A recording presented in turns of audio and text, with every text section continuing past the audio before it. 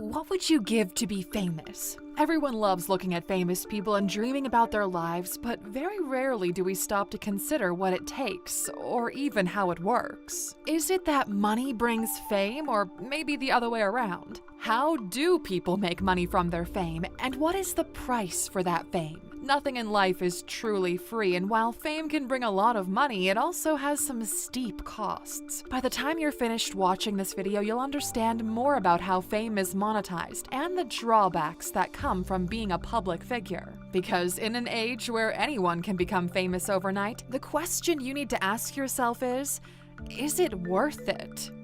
Welcome to ALUX. The evolution of influencers.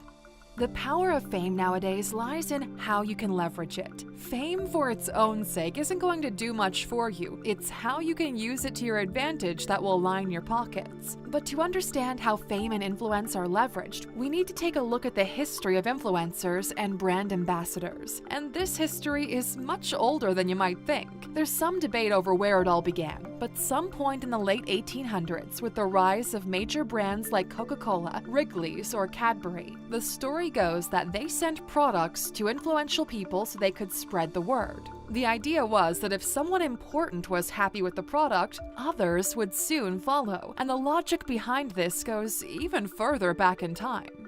You see, during the medieval period, kings would commission blacksmiths to craft weapons for them, and of course, this caused other people to want to work with those blacksmiths too. After all, if the king wants a sword from them, you know they must be good. We tend to gravitate towards those we perceive as powerful or successful. We desire that fame, that popularity. We want to live the lives that they have, and so we tend to imitate the things that they do and buy what they buy. Because subconsciously, we think it will bring us closer to where they are, and sometimes it's not even subconscious. It started with kings and rulers because, for the longest time, they were our measure of success. For a while, it was mostly brands using influential people for their own needs, like Josiah Wedgwood did. Back in 1760, he made a tea set for Queen Charlotte, but he was smart about it. He marketed himself as the Potter of Her Majesty and claimed that his tea sets had royal approval. And what came out of that? Wedgwood pottery became a luxury brand that is still considered fit for a king or queen today. He leveraged that opportunity.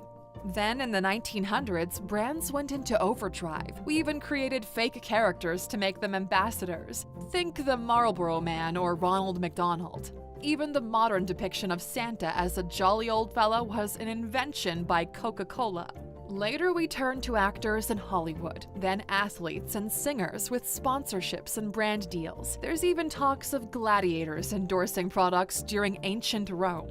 Brands weaponized and monetized influence and fame whenever and wherever they could. And finally, the internet hit and the world changed forever. Social media gave us all a megaphone to air our thoughts, and we're all more connected than ever, but we still gravitate towards certain people. People like Zoella, Tanya Burr, or PewDiePie. These were not famous people, nor rich. They started out just sharing their lives and thoughts and grew to be massive. Social media gave them the tools to leverage all of this popularity into actual money, a lot of it. But how exactly did they make money from this? How does one turn a lot of subscribers or a viral video into money? Well, let's dig into that next.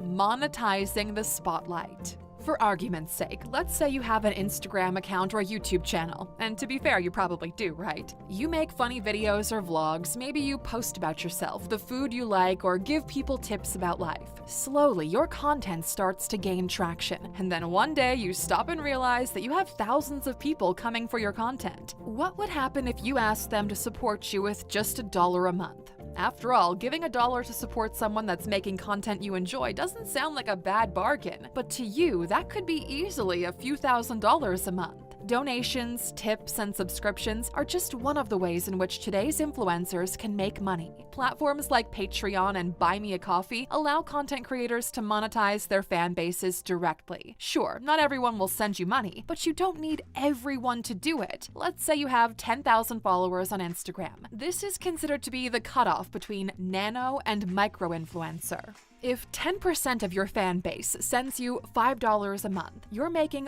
$5,000 a month and $60,000 a year. That's not too bad. And that's just the tip of the iceberg. We already saw how brands turn to famous people in order to push their products. And when your subscriber count hits a good enough number, they come after you too. One of the most common ways for influencers to earn money is through sponsored posts or videos. If you've been on YouTube, you've probably heard the familiar, "This video was brought to you by..." Sometimes it's sponsors like NordVPN who support our community, or Skillshare. On other videos, you'll hear about how Raid Shadow Legends is the hottest game around. And have you used Audible recently? Now, there's nothing wrong with any of these. It's just a marketing tactic. And you know, history shows it works. Influencers get paid good money for these. Now, there isn't a number for how much you can get for these types of posts. But in general, the more subscribers or followers you have, the more you should be getting paid. Some people apply a baseline rule of charging 1% of their follower count. So if you have 10,000 followers, you'd be getting at least $100 per post. But that's just the bare minimum. Sometimes they take it a step further, becoming full brand ambassadors. This means that you'll dedicate yourself to posting and talking about a particular brand for a period of time. You usually see this in the fitness and fashion industries, but it's not limited to that. Brand ambassadors can have salaries or get paid hourly for their work, and they usually earn commissions through affiliate marketing. The brand ambassadors can make around $115,000 a year, but the median salary is around $24,000, and that's all extra from any other income opportunities they may have. Nothing says you can't combine it all. According to an article from Vox, micro-influencers can make $40,000 per year. But everything kind of goes out of control once you cross into celebrity status. As you grow past thousands of followers and into the millions, so does your income opportunities. Emily Ratajkowski earns about $80,000 per sponsored post, and Khloe Kardashian gets an insane $600,000. And she's still sitting under her siblings Kim and Kylie, who earn over $800,000 per post. And that's before you consider appearance fees for events, traditional advertising, and money made from your own businesses. Because when you're at that level, you could just launch your own products, right? Fame can bring in massive amounts of money. As your subscribers and followers grow, so does your bank account. However, unlike the famous Leslie Gore song, "Fame is not all sunshine, lollipops, and rainbows," there is a dark side to being so popular. The untold price of fame. At this point, you might be fascinated by the idea of becoming famous. After all, in many ways, it's easier than ever and there's definitely a lot of money in it. However, we tend to overlook the negative aspects of fame, not to mention all the trouble that people go through to get there. Being famous, and we mean truly famous, means that you have no privacy anymore. From the moment you step out of your home, the world will be watching your every move, twisting your every word. It's like the cops say when you get arrested. Anything you say can and will be used against you in a court of law. Only in this case, you're facing the court of public opinion, and it can be brutal. When people are behind a screen, they don't hold any punches. It might not look like a big deal, or it might even be funny seeing some of the comments that get posted about famous people. But can you imagine seeing thousands or millions of comments about you? What you wear, how you look, what you're gonna do? And in many cases, it's not like you can just step away from that. If you're an influencer, social media is your job. You have to read the comments, engage with your audience, and produce content. You basically have a front row seat to the slaughterhouse. Not to mention that you're always expected to be your online self. If you have a persona that you play for videos, people get upset when you stop playing it, even in the real world. Fame isn't a switch you can flip and control. You don't get to decide when you're famous. But just because you don't control it doesn't mean that switch doesn't exist. Oh, it does. And if you do or say the wrong thing, it can be turned off in a flash. And we're not just talking about the so-called cancel culture. No, moving away from your niche or spending less time online can just as easily see you fall from the spotlight. And in some cases, you could even get banned from social media platforms and see your income stream evaporate. Granted, that's usually for serious rule breaking, but it's still something to remember. And so, like Shakespeare, we ask ourselves, to be or not to be famous? And now we circle back to our initial question. Is fame worth it? Well, that's going to depend on who you are as a person and what you want to accomplish. It's easy to look at famous people and think of their lives as dreamy, but there's a lot of work that goes into getting there, and a lot of pressure. So think to yourself, can I handle that kind of pressure? If your answer isn't a definitive yes, then you should reconsider your aims. Fame can be a blessing if you know how to handle it. You'll have plenty of opportunities, money, and treatment. And honestly, that sounds awesome. You could even leverage that fame into a lot more success for yourself and your projects. There's definitely a lot of perks that come with fame, but it's all pointless if you can't handle the downside. Fame is like a transaction. You get the perks, but they come at a personal cost. What price are you willing to pay for that? Would you give away your privacy for money? How about living under a microscope 24/7?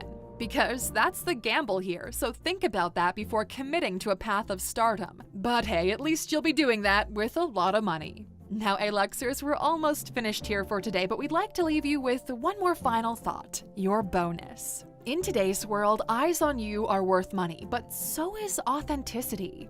If you have a loyal fan base and you think that you could leverage that into some money, you need to be careful with the way you go about it. People can smell fakeness from a mile away, and the wrong move can set you back years. If you're advertising products, they need to be something that makes sense for your brand, and something that you actually believe in. If you're asking for donations or tips, then you should always find a way to give something in return. It's not about milking your community, it's about giving them something of value. People will happily support you if they feel like you're being honest about it. But what are your thoughts on the monetization of fame? We'd love to hear from you, so share your opinions in the comment section below. Until next time, Aluxers.